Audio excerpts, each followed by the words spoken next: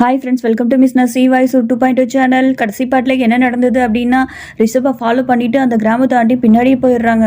அவன் கொஞ்ச நேரத்திலேயே அவனோட சக்தி எல்லாம் கம்மியாகி, அதாவது நார்மல் மனுஷனா ஆயிடுறான். இதை கிராமத்தை தாண்டி பார்த்துடுறாங்க. ரிஷப் தான் நரசிம்மனா அப்படின்ற மாதிரி ஷாக் ஆகுறாங்க. அடுத்து என்ன நடக்க போகுதுன்னு பார்க்கலாமா? மயக்கத்துல இருந்த ரிஷப்பை அவங்களோட வீட்டுக்கு கூட்டிட்டு வந்து நல்லபடியா பாத்துக்கிறாங்க. ரிஷப்பும் முழிச்சிடுறான். என்னை எதுக்கு காப்பாத்துனீங்க? நான் தான் நரசிம்மன், உங்களுக்கு தெரியும்ல அப்படின்ற மாதிரி அவன் கேட்குறான். அதுக்கு கிராமத்தாண்டியோ, எனக்கு தெரியும்ப்பா, என்ன நீங்க வீட்டில் வச்சிருந்தீங்க அப்படின்னா அது உங்களுக்கு தான் ஆபத்து, என்னை சுத்தி இருக்கவங்க எல்லாத்துக்கும் ஆபத்து அப்படின்ற மாதிரி அவன் சொல்றான். அதுக்கு அந்த கிராமத்தாண்டியோ, இல்ல, நீ கடவுளோட அவதாரம், அந்த ராட்சசனால அழிக்கிறதுக்கு கடவுளா அனுப்பப்பட்ட நரசிம்மனோட அவதாரம் அப்படின்னு சொல்லி கன்வின்ஸ் பண்றாங்க. நீ இங்கதான் இருக்கணும், கொஞ்ச நாள் இங்கே இரு, பிரச்சனை எல்லாம் சரியாகிற வரைக்கும் அப்படின்னு சொல்றாங்க. ரீனாவை பார்க்கறதுக்கு ஊர் மக்கள் எல்லாம் அப்படியே அவங்க வீட்டுக்கே போயிடுறாங்க. ரீனா, நேற்று பார்த்தோமா, நரசிம்மன் உன் பேச்சை கேட்டு பயந்து போனான், அதனால நாங்கள் என்ன சொல்ல வரோம் அப்படின்னா, சின்னதாக ஒரு பூஜை மாதிரி பண்ணி அவனை வரவழைச்சு எப்படியாவது அவனை கொண்டுடலாம் அப்படின்ற மாதிரி அந்த கிராமத்து ஆளுங்கள்லாம் சொல்கிறாங்க. ரீனாவும் கொஞ்ச நேரம் அப்படியே யோசிச்சுட்டு சரின்னு சொல்லிடுறா. இவனால நமக்கு ஆபத்து தானே அதிகம் அப்படின்ற மாதிரி யோசிக்கிறா. ரிஷப் இந்த பக்கம் அப்படியே கைக்கு மூஞ்சி கழுவிட்டு இருக்கான். கண்ணாடியில அவன் முகத்தை பாக்குறான். அப்படியே அந்த நரசிம்மனோட அவதாரம் அப்படியே வந்துட்டு போகுது. இதை பார்த்து அப்படியே தெரிச்சு ஓடிடுறான். நம்ம இங்க இருக்கிறோம் அப்படின்னா இருக்கவங்களுக்கு தான் ஆபத்து அப்படின்னு சொல்லிட்டு அவன் போடிடுறான், வெளியில போயிடுறான். அத பின்னாடியே வந்து அண்ணங்காரன் பாத்துறான். என்ன, கிராமத்து ஆண்டி வீட்டுலதான் இவன் இருக்கானா அப்படின்ற மாதிரி யோசிச்சுட்டு இருக்கான். இந்த சைடு கிராமத்து ஆண்டியோ கோவில்ல சாமி கும்பிட்டு சாமி மேல போட்டிருந்த அந்த துணியை எடுத்துட்டு அப்படியே வராங்க. வந்து பார்த்தா ரிஷப் வீட்லயே இல்ல. கண்டிப்பா ரிஷப் காட்டுக்குள்ளே தான் போயிருக்கணும் அப்படின்ற மாதிரி தேடிட்டு இவங்களும் போறாங்க. காட்டுக்குள்ள பூஜை பண்றதுக்காக எல்லாரும் வெயிட் பண்ணிட்டு இருக்காங்க. ரீனா வருவாளா என்ன அப்படின்ற மாதிரி எல்லாரும் யோசிச்சுட்டு இருக்காங்க. கரெக்டா அந்த இடத்துக்கு ரீனா வந்துடுறா. அப்படியே உட்காந்து பூஜையை ஸ்டார்ட் பண்ணிடுறாங்க. அந்த கிராமத்தாண்டியும் அதை பாத்துறாங்க. என்ன ரீனா பண்ணிட்டு இருக்க, முதல்ல எந்திரிச்சு வா அப்படின்னு சொல்லி புடிச்சு இழுத்துட்டு கூட்டிட்டு போயிடுறாங்க. இதை பார்த்து அந்த போலீஸ் சாமியாரோ, எனக்கு என்னமோ இது சரியா படலை, இதெல்லாம் அபசகுன மாதிரி தெரியுது அப்படின்ற மாதிரி அவன் ஒரு போடு போடுறான். ரீனாவை தனியா கூட்டிட்டு போய் அந்த கிராமத்தாண்டி பேச ஆரம்பிக்குது. என்ன பண்ணிட்டு இருக்க நீ யாருக்காக இதெல்லாம் பண்ணிட்டு இருக்கன்றது உனக்கு தெரியுமா? ரீனா சொல்றா, எனக்கும் நல்லாவே தெரியும் அவன் யாரு, அவனால எங்க அண்ணி உயிர் போயிருக்கு, அவன் நல்லவன் இல்லைன்னு மட்டும் எனக்கு நல்லாவே தெரியும் அப்படின்ற மாதிரி அவ சொல்றா. இந்த ஆண்டியோ, அப்படியெல்லாம் ஒண்ணு இல்லம்மா, உண்மை என்னதுன்னு தெரிஞ்சா நீயே ரொம்ப வருத்தப்படுவ, நான் உன்னை பத்தி எல்லா உண்மையும் சொல்றேன், கொஞ்சம் பொறுமையாரு அப்படின்ற மாதிரி இவங்க ரெண்டு பேரும் பேசிட்டு இருக்கும்போது ஊர்க்காரங்களை கூட்டிட்டு அண்ணங்காரன் வந்துடுறான். அப்போ அந்த நரசிம்மனை பத்தி உனக்கு உண்மையான தகவல் என்னன்றது உனக்கு என்னமே தெரியும், நீ அவனுக்காக சப்போர்ட் பண்ணிட்டு ஊர் மக்கள் எல்லாம் கொல்லணும்னு பாக்குறியா அப்படின்ற மாதிரி அவன் புதுசா ஒரு பிரச்சனை கிளப்பி விடுறான். அந்த கூட்டத்துல இருந்த ஒருத்தரும் அந்த ஆண்டி அப்படி தரன்னு புடிச்சு இழுத்துட்டு போய் தள்ளி கூட்டிட்டு போயிடுறாங்க. பழைய மாதிரி பூஜை ஸ்டார்ட் பண்ணலாமா அப்படின்ற மாதிரி யோசிச்சுட்டே இருக்கும்போது கரெக்டா அண்ணங்கார ஒரு யோசனை சொல்றான். நீ பாடுன அப்படின்னா கண்டிப்பா அந்த சத்தத்தை கேட்டு அவன் வருவான் அப்படின்ற மாதிரி அவன் ஒரு ஐடியா கொடுக்குறான். இவளும் அப்படி பாட ஆரம்பிக்கிறா. இந்த சத்தம் குகையில இருந்த அந்த ரிஷப்க்கு கேட்டுருது. ரீனா என்ன பாடி கூப்பிடுறா, நான் போகமாட்டேன் அப்படின்ற மாதிரி இவன் இந்த பக்கம் உட்காந்துட்டு இருக்கான். கரெக்டா அந்த இடத்துக்கு ராட்சசன் வந்துடுறான். நான் அவங்களை எல்லாத்தையும் காப்பாத்துறேன் அப்படின்ற மாதிரி அவன் சொல்றான். உடனே ரீனாவோ, உன்னை பத்தி எனக்கு நல்லாவே தெரியும், எப்பவுமே நான் உங்களெல்லாம் ஏத்துக்கவே மாட்டோம், புரியுதா அப்படின்ற மாதிரி அவன் சொல்லிடுறா. அந்த இடத்துக்கு ரிஷப்பும் வந்துடுறான். ரெண்டு பேத்துக்கும் அப்படியே சண்டை நடக்குது, நரசிம்மனுக்கும் அந்த ராட்சசனுக்கும். அந்த ராட்சசன் என்ன பண்ணிட்டு காலை வச்சு 2 அடி நிலத்தை தட்டுவான் பாருங்க, அது வந்து அந்த நிலம் அப்படியே 2ஆ பொழக்குது. அதுக்குள்ள ரிஷப் விழுந்துடுறான். அந்த ராட்சசனும் அவனுக்கும் அப்படியே சண்டை நடக்குது. அந்த நேரத்துல அந்த கிராமத்து ஆண்டி வந்து, என்ன பண்ணிட்டு இருக்கன்னு உனக்கு புரியுதா, அது யாருன்னு கூட உனக்கு தெரியலையா அப்படின்ற மாதிரி ரீனா பார்த்து கேக்குறாங்க. ரீனாவும் நீங்க என்ன சொல்றீங்க அப்படின்ற மாதிரி புரியாத மாதிரி பாக்குறா.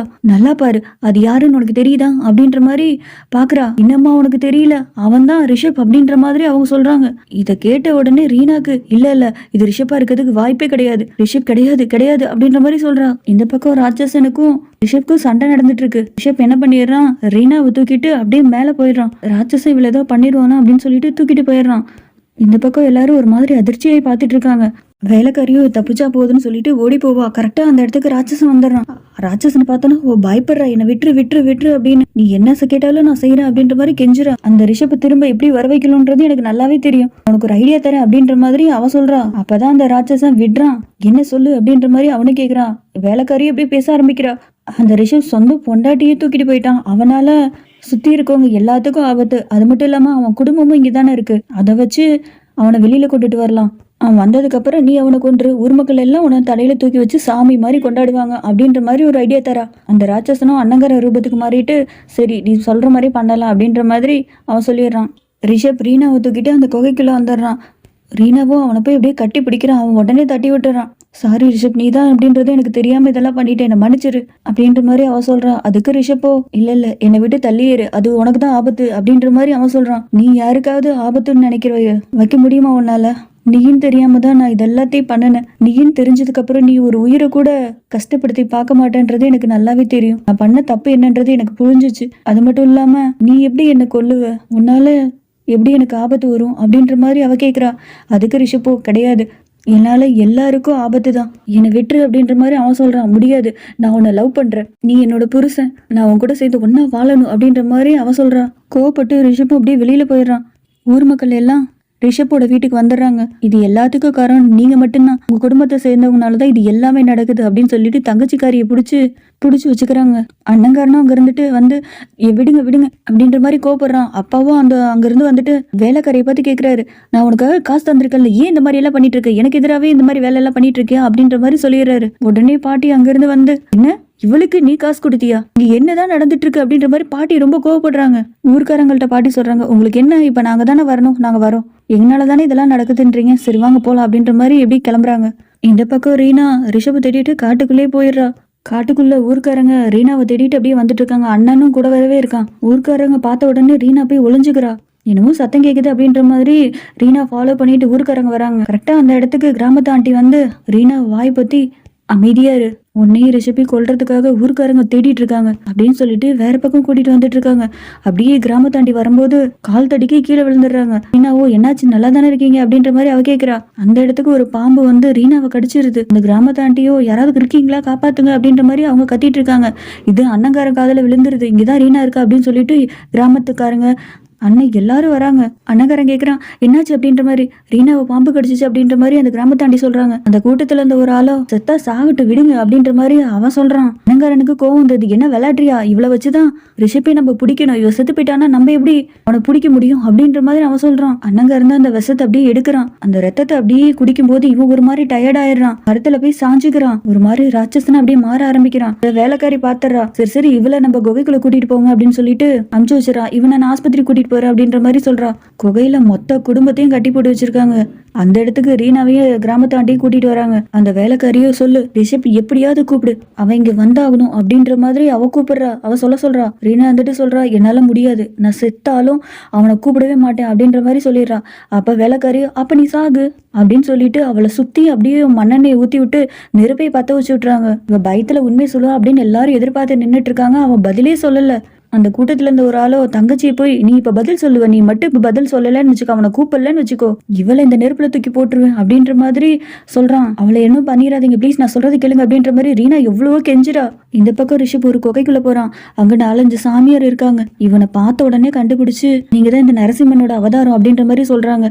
அதுக்கு அவனும், நான் எல்லாம் இல்ல, என்னால சுத்தி இருக்கவங்க எல்லாத்துக்கும் பிரச்சனை தான், நான் என்ன நானே உறுதியாகம் பண்ண போறேன், அதுக்கு ஏதாவது வழி இருந்தா சொல்லுங்க அப்படின்ற மாதிரி ரிஷப் கேட்குறான். அதுக்கு அவங்களும், நீங்க கெட்டது அழிக்கிறதுக்கு நல்லது பரப்புறதுக்காக தான் இந்த பூமியில வந்திருக்கீங்க, அது மட்டும் இல்லாம உங்களை அந்த கடவுள் தேர்ந்திருக்கா அப்படின்னா ஏதாவது ஒரு காரணம் இருக்கும் அப்படின்ற மாதிரி அவங்க சொல்றாங்க. நான் எதுவுமே கேட்கல, என்னை தயவு செஞ்சு உயிர் தியாகம் பண்றதுக்கு ஏதாவது ஒண்ணு பண்ணுங்க அப்படின்ற மாதிரி அவன் சொல்றான். சரி இந்த சக்கரத்துல வந்து படுங்க அப்படின்ற மாதிரி அவங்க சொல்றாங்க. இவனும் போய் படுக்கிறான். இவங்களும் அப்படியே பூஜை ஸ்டார்ட் பண்றாங்க. எல்லாரையும் கட்டி போட்டு இடத்துக்கு அந்த ராட்சசம் வந்துடுறான். அவங்களெல்லாம் இதுல இருந்து காப்பாத்துறேன் அப்படின்ற மாதிரி அவன் சொல்றான். ரீனாவோ, நீயா காப்பாத்த போற, ஒரு நாளும் உன்னால எதுவுமே நடக்காது அப்படின்ற மாதிரி அவ சொல்லிடுறான். இந்த பக்கம் வேலைக்காரியோ, நீங்க தான் எங்களுக்கு கடவுள், இந்த நரசிம்மனால எங்க உயிர் எல்லாத்துக்கும் ஆபத்து, அதாவது உயிர் எல்லாத்துக்கும் ஆபத்து அப்படின்ற மாதிரி அவ சொல்றா. நீங்க தான் இதுல இருந்து காப்பாத்தணும் அப்படின்ற மாதிரி அவ ஒரு போடு போடுறான். இந்த சைடு அண்ணக்காரனும் அப்படியே கயிறு கொஞ்சம் கொஞ்சமா கட் பண்ணிடுறான். தங்கச்சியை காப்பாத்துறதுக்கு ட்ரை பண்றான். அந்த ராட்சசன் அவனை பிடிச்சி அப்படியே தூக்குறான். இவ கத்துறா, ரிஷப் வந்து காப்பாத்து அப்படின்ற மாதிரி அவ கத்துறா. ரிஷப்க்கு அப்படி பூஜையில இருந்து அப்படியே முழிச்சு எந்திரிச்சிடறான். ரீனாவுக்கு ஏதோ ஆபத்து அப்படின்ற மாதிரி கரெக்டா அந்த இடத்துக்கு வந்துடுறான். ரீனாவோட கட்டையும் அவுத்து விட்டுறான். தங்கச்சியை தண்ணி ஊத்தி அப்படியே எல்லாத்தையும் அணைச்சிட்டு இருக்கா. ஒவ்வொருத்தர் கட்டரா அப்படியே எல்லாரும் அவுக்க ஆரம்பிக்கிறாங்க. ரீனா அப்படியே மயக்கத்துல இருக்கிறத பார்த்த உடனே ரிஷப்க்கு ரொம்ப கோவம் வந்துருது. ராட்சசன் எங்க இருக்க, நீங்க வா, நான் ஓ முன்னாடி தான் இருக்கேன் அப்படின்ற மாதிரி அவன் கத்துறான். ராட்சசனை தேடிட்டு இவன் வெளியிலே போயிடுறான். வேலைக்காரியும் கிராமத்துல இருந்த ஒரு ஆளும் அப்படியே பின்னாடி ஒளிஞ்சிருந்து பாத்துட்டு இருக்காங்க. ரீனாவால தான் கண்டிப்பா அந்த ராட்சசனுக்கு சக்தி கிடைக்கும் அப்படின்ற மாதிரி அவ சொல்லிட்டு இருக்கா. இது எல்லாத்தையும் ரீனா அப்படியே மயக்கத்துல இருக்கிற மாதிரி நடிச்சு அப்படியே கேட்டுறா. எல்லாரும் தப்பிச்சு போகும்போது அந்த வேலைக்காரியை ரீனா அப்படியே பிடிச்சிடுறா. சொல்லு, என்னாலதான் அந்த ராட்சசனுக்கு சக்தி கிடைக்கும்ன்றது உனக்கு எப்படி தெரியும்? உனக்கு என்னமோ தெரிஞ்சிருக்கு, சொல்லு அப்படின்ற மாதிரி ரீனா சொல்றான். அங்க பக்கத்துல இருந்த ஒரு கலர் பொடி மாதிரி எல்லாத்து மேலே தூவி விட்டு வேலைக்காரி எஸ்கேப் ஆயிடுறா.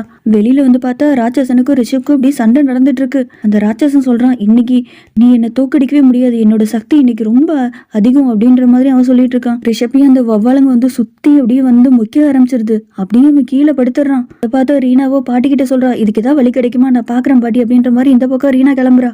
இந்த பக்கம் குகையில 4 சாமியார் சாமி கும்பிட்டே இருக்காங்க. அதான் பூஜை பண்ணிட்டே இருக்காங்க. திடீர்னு அந்த பூஜையில இருந்து அந்த கல்லு அதோட சக்தி எல்லாம் இழந்து நார்மல் கல்லு மாதிரி ஆயிருது. இதை பார்த்த உடனே அந்த சாமியாருங்க எல்லாம், இது என்னமோ அபசகுணம் மாதிரி தெரியுது, தீய சக்தியோட சக்தி தான் ரொம்ப அதிகமா இருக்கு, வீரியம் அதிகமா இருக்கு, இவ என்ன பண்றது அப்படின்ற மாதிரி எல்லாம் முழிச்சிட்டு இருக்காங்க. ரீனா வந்துட்டே இருக்கும்போது கால் தடிக்கி கீழே விழுந்துடுறா. பார்த்தா கால் அடிபட்டுருது, ரத்தமா வந்துட்டு இருக்கு. ஒரு வழியா கோவிலுக்கு வந்து சேர்ந்துடுறா. சாமியார் கிட்ட கதவு திறக்க சொல்லி கேட்கிறா. சாமியாரும் நடையெல்லாம் சாத்திட்டே இப்பெல்லாம் திறக்க முடியாது அப்படின்னு சொல்லிட்டு அவர் கிளம்பிடுறாரு. இவ்வளோ பக்கத்துல இருந்த ஒரு இரும்பு ராடு எடுத்து பூட்டை உடைச்சிட்டு நேரா கோவிலுக்குள்ள போய் அப்படியே சாமி கும்பிட ஆரம்பிக்கிறா. நல்லதுக்கும் கெட்டதுக்கும் நடக்கிற இந்த யுத்தத்துல நல்லது மட்டும்தான் ஜெயிக்கணும், எப்படியாவது ரிஷப் எப்படியாவது காப்பாத்து கடவுளே அப்படின்ற மாதிரி அவ சாமி கும்பிட்டு இருக்கா. பார்த்தா சாமி கையில இருந்த அந்த திரிசூலம் அப்படியே ஒரு மாதிரி வெளிச்சமா ஆகுது. இதை உடனே ரீனா புடிஞ்சிட்டு அந்த திரிசூலத்தை கையில எடுத்துக்கிறா.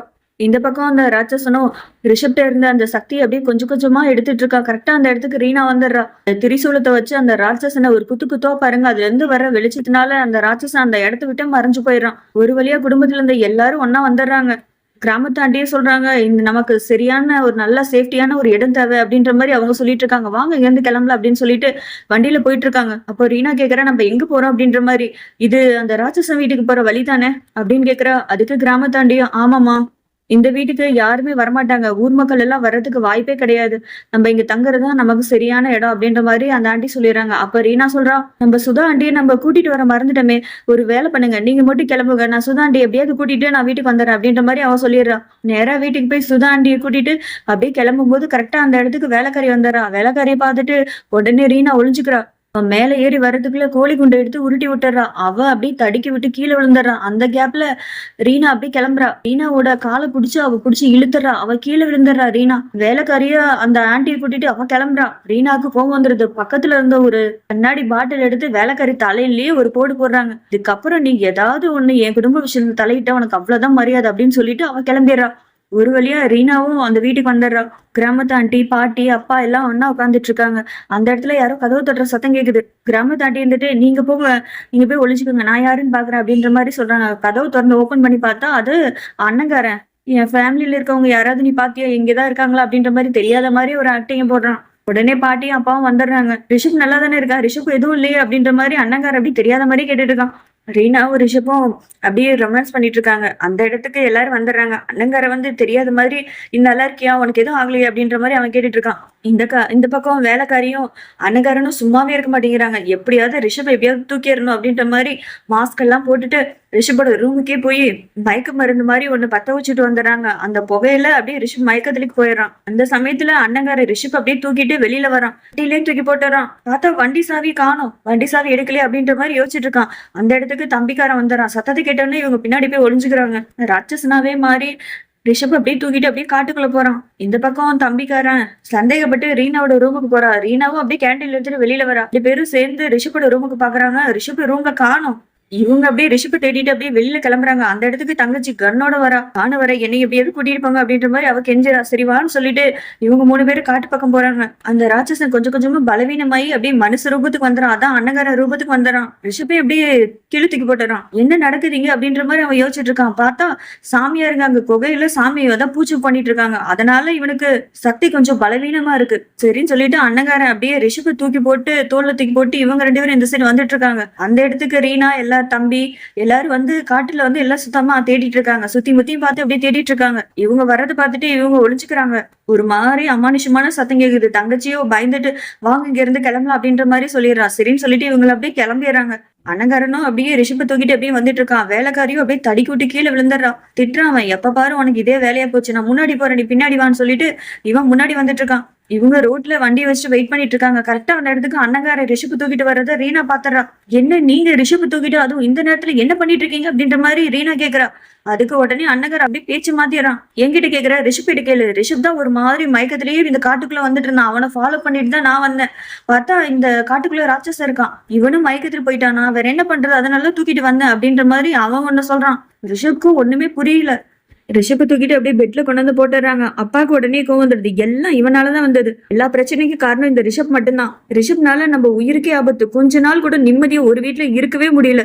எப்ப பாரு எங்கேயாவது போய் போய் ஒளிஞ்சுக்கிறான். இவனை தேடி கண்டுபிடிச்சு கூட்டிட்டு வர்றதுக்கு ஒரு ஆள் வேணும்ல. இப்ப பாரு இவனுக்கு நம்ம சப்போர்ட் பண்ணதுனால ஊர் மக்கள் எல்லாரும் நம்மள எகுத்துக்கிறாங்க. இப்ப நம்ம உயிருக்கே ஆபத்தாயிருச்சு அப்படின்ற மாதிரி அப்பா சொல்றாரு. உடனே ரீனா கோவம் வந்துருது. எல்லா பிரச்சனைக்கும் காரணம் இவன் கிடையாது, மோகினி ஆண்டி தான். மோகினி ஆண்டி அந்த குகைக்குள்ள கூட்டிட்டு போனதுக்கு அப்புறம் தான் இந்த பிரச்சனையே வந்தது அப்படின்னு சொல்லிட்டு கோமா அங்கிருந்து ரிஷபு கூட்டிட்டு கிளம்பிடுறா. மறுநாள் விடிஞ்சிருது. அண்ணங்காரன் அப்படியே கார்டன்ல வெயிட் பண்ணிட்டு இருக்கான். அதாவது அப்படியே யோசிச்சுட்டு இருக்கான். அந்த இடத்துக்கு ரிஷப் வந்துடுறான். அண்ணா நான் அவங்க கிட்ட கொஞ்சம் பேசணும் அப்படின்ற மாதிரி ரிஷப் அப்படியே பேச ஆரம்பிக்கிறான். இவனுக்கும் அப்படியே தூக்கி வாரி போடுது. என்னதான் பேச போறானோ அப்படின்ற மாதிரி யோசிக்கிறான். பார்த்தா அண்ணியை கொண்டது நான் கிடையாது, அந்த ராட்சசன் தான் எல்லாத்தையும் கொன்னான், பழிய தூக்கி எம்எல்ஏ போட்டான் அப்படின்ற மாதிரி ரிஷப் சொல்றான். இத ரீனாவும் கேட்டுறா. இதை பத்தி நம்ம ரிஷப் என்கிட்ட சொல்லவே இல்லையே அப்படின்ற மாதிரி யோசிச்சுட்டு இருக்கா. அண்ணங்காரனும் இதெல்லாமே எனக்கு தெரியும், பரவாயில்ல விடு அப்படின்ற மாதிரி அவன் சொல்லிடுறான். அண்ணங்காரனுக்கு என்னமோ சத்தம் கேக்குது.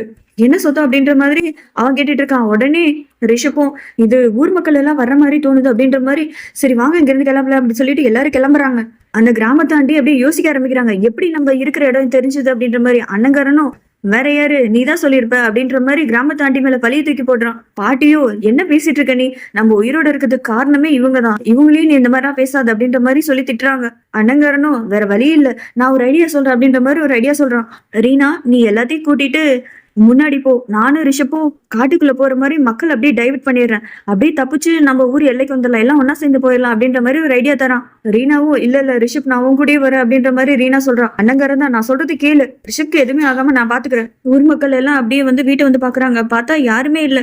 அந்த வேலைக்காரியும் இன்னும் யாருமே இல்லை அப்படின்ற மாதிரி யோசிச்சுட்டு இருக்கா. பார்த்தா வண்டி போற சத்தம் கேக்குது பின்னாடி. எல்லாரும் பின்னாடி வந்து பாக்குறாங்க. இவங்க வண்டியில போறத பாத்துறாங்க. ஊர்க்காரங்களை 2 பகுதியா பிரிச்சு ஒண்ணு காட்டு பக்கம் போங்க, இன்னொன்னு உங்களை ஃபாலோ பண்ணிட்டு பின்னாடியே போங்க அப்படின்ற மாதிரி அவங்க சொல்லிடுறாங்க. வேலைக்காரியும் ஆமா காட்டு பக்கம் எதுக்கு போகணும்னு அவசியம் இருக்கு அப்படின்ற மாதிரி வேலைக்காரி கேட்கறா. அண்ணங்காரன் தான் இவங்களை டைவர்ட் பண்றதுக்காக கல்லெறிஞ்சிருப்பான். அதை பார்த்துட்டு தான் அவங்க அந்த மாதிரி சொல்லியிருக்காங்க. இவங்க காட்டு பக்கம் போனோம் அப்படின்னா ராட்சசம் போட்ட பிளான் எல்லாமே வீணா போயிடணும் அப்படின்ற மாதிரி வேலைக்காரி எவ்வளவோ தடுத்து பாக்குறா. ஆனா அவங்க ஊர் மக்கள் எல்லாம் கேட்கவே இல்லை. 2 பக்கமும் அப்படியே பிரிஞ்சு கிளம்புறாங்க. ரிஷப்பும் அப்படியே கால் தடுக்கி கீழே விழுகிறான். பார்த்தா ஒரு மாதிரி கேர் ஆயிருது. அப்படியே உனக்கு கொஞ்சம் கொஞ்சம் எல்லாம் ஞாபகம் வருது. ரிஷப்பும் அண்ணங்காரனும் அப்படியே பேசிட்டு இருக்கும்போது யாரோ வர்ற மாதிரி கரெக்டா சத்தத்தை கேட்ட உடனே அண்ணங்காரன் கரெக்டா சொன்னால அவனுக்கெல்லாம் ஞாபகத்துக்கு வந்து அண்ணங்காரன் மேல அப்படியே தடுத்து நிறுத்தி கேட்கறான். காரணம் வா கிளம்பலாம் அப்படின்ற மாதிரி அவன் அவசரப்படுறான். நான் கேட்கறதுக்கு முதல்ல பதில் சொல்லு, ஊர் மக்கள் ரொம்ப தூரத்துல வர்றதுக்கு முன்னாடி உனக்கு எப்படி கேட்டுச்சு? நரசிம்மனா இருக்கனால அந்த உணர்வு என்னால புரிஞ்சுக்க முடியும். ஆனா நீ உனக்கு எப்படி இதெல்லாம் தெரியும்? அது மட்டும் இல்லாம நான் மயக்கத்துல இருக்கும்போது நீ வந்த மாதிரிதான் எனக்கு தோணுச்சு அப்படின்ற மாதிரி அவன் சொல்லி அப்படியே யோசிச்சுட்டு இருக்கா. கரெக்டா ராட்சசனாவே மாறிடுறான். ரிஷப்பும் அப்படியே நரசிம்மனா மாறுறதுக்கு அப்படியே முயற்சி பண்ணுவான். வேலைக்காரியும் அங்க இருந்து கல் எடுத்து அடிச்சிடறா. அவன் அப்படியே மயக்கத்துக்கு போயிடறான். இந்த பக்கம் இவங்க எல்லாம் வண்டியில வந்துட்டு இருக்கும்போது பூமி அப்படியே ஒரு மாதிரி ஷேக் ஆகுது. வண்டி இவங்க இப்ப கண்ணா பின்னான்னு ஓட்டிட்டு ஒரு பக்கத்துல வந்து நிறுத்திடுறாங்க. ரீனா சொல்றா என்னது இது, என்ன சத்தம் இது, ஒருவேளை ராட்சசனோட சத்தமா இருக்குமோ? காட்டுக்குள்ளதானே அண்ணனும் ரிஷப்பும் இருக்காங்க, ரிஷப்பு ஏதாவது ஆபத்து வந்துருமோ அப்படின்ற மாதிரி அவ யோசிக்கிறா. பாட்டிட்டு சொல்றா, பாட்டி அங்க பாருங்க தூரத்துல ஒரு கோவில் தெரியுதுல, அதான் நரசிம்மன் கோவில் அப்படின்ற மாதிரி அவ சொல்றா. அதுக்கு கிராமத்தாண்டியும் ஆமாம்மா இந்த கோவில்ல தான் ரிஷப் இருக்கிறதுக்கு வாய்ப்பு இருக்கு, வாங்க போலாம் அப்படின்ற மாதிரி இவங்க கிளம்பிட்டு இருக்காங்க. கரெக்டா அந்த இடத்துக்கு ஊர் மக்கள் எல்லாம் வந்துடுறாங்க. என்ன இங்க இருந்து தப்பிச்சு போலான்னு பாக்குறீங்களா அப்படின்ற மாதிரி அவங்க அப்படியே ரவுண்டு கட்டுறாங்க. ரீனா என்ன பண்றா, இவங்க பேசிட்டே இருக்கும்போது பின்னாடியே போய் பெட்ரோல் எடுத்துட்டு வந்து அப்படியே இவங்க 2 பேத்துக்கு நடுவுல அப்படியே ஊத்திட்டு பத்த வச்சு விட்டு வந்துடுறா. இதுக்கப்புறம் எங்களை யாரும் ஃபாலோ பண்ணாதீங்க அப்படின்னு சொல்லிட்டு வான் பண்ணிட்டு இவங்க வண்டி எடுத்துட்டு கிளம்புறாங்க அந்த கோவிலுக்கு. ரிஷப் கிட்ட அந்த ராட்சசன் சொல்றான், உன் அண்ணங்காரன் செத்து போயிட்டா, உன் அண்ணங்கார ரூபத்துல இருந்தது நான் தான் அப்படின்ற மாதிரி அவன் சொல்லிட்டு இருக்கான். உடம்பு தனி அந்த சைடு கிடக்குது. இவங்க வர்றதை பார்த்துட்டு அந்த பூஜை பண்ணிட்டு இருந்த அந்த சாமியாரும் அப்படியே போவாரு பாருங்க. அந்த சக்தி வாய்ந்த கல்லு அப்படியே அந்த நெருப்பு கனல்ல விழுந்துருது.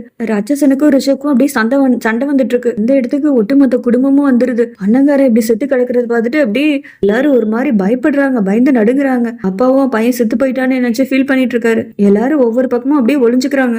ரிஷப்பும் அப்படியே ராட்சசனை பிடிச்சி தள்ளி விட்ட உடனே ராட்சசன் பக்கத்துல தான் ரீனா இருக்க. உடனே அவனை பிடிச்சிடறான். ரிஷப்பும் ஒரு ஈட்டி எடுத்துட்டு வந்து அப்படியே குத்தலான்னு போவான்.